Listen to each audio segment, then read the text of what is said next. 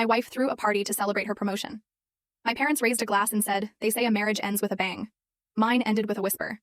And then, a brutal, undeniable taunt that ripped through the last shred of my self-worth. It didn't come crashing down in a spectacular fight or a tearful confession. It simply shifted, like a hairline crack splintering deeper and deeper through something you thought was unbreakable. Our house was glowing that night, pulsing with fake congratulations and hollow laughter. My wife Marissa, my partner for almost a decade, was throwing herself a surprise promotion party.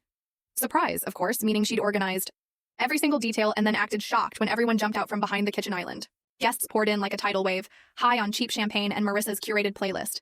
My parents, Gerald and Lorraine, were the first to hoist their glasses, beaming as if they'd just witnessed the birth of royalty. "To the real breadwinner!" Gerald bellowed, sloshing his drink dangerously close to the cream carpet. Lorraine cackled, clutching Marissa's arm with a sort of grip usually reserved for emergency landings. I just stood there, holding a glass of flat soda, nodding silently, as the room erupted into cheers. That word, breadwinner, echoed in my ears long after the laughter died. It wasn't the first time it had been thrown around. Lately, it had started creeping into conversations at family dinners, casual brunches, whispered jokes when people thought I wasn't listening. I always shrugged it off. What did it matter? We were a team, right? We'd built this life together. Or so I had convinced myself for years. I stayed out of the spotlight as usual.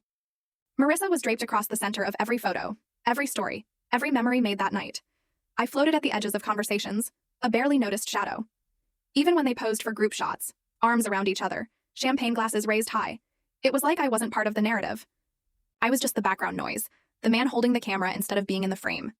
Around midnight, after the last slice of cake had been abandoned on paper plates and the last of the faux adoration had dried up, I found myself alone, in the kitchen, scraping frosting off the counter with the edge of a fork.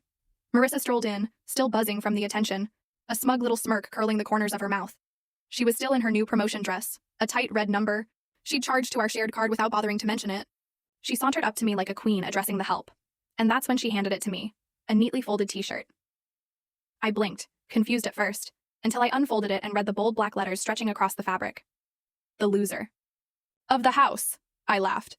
At least I think it was a laugh. It sounded hollow even to my own ears.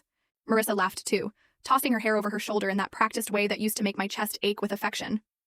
"It's a joke, babe," she chirped, patting my chest like she was rewarding a golden retriever for rolling over on command. "Lighten up." I smiled, a polite, mechanical smile, one that didn't touch my eyes or my soul. I held the t-shirt up for a second longer, letting it flap in the breeze of the overhead fan, before neatly folding it again and setting it down on the marble island.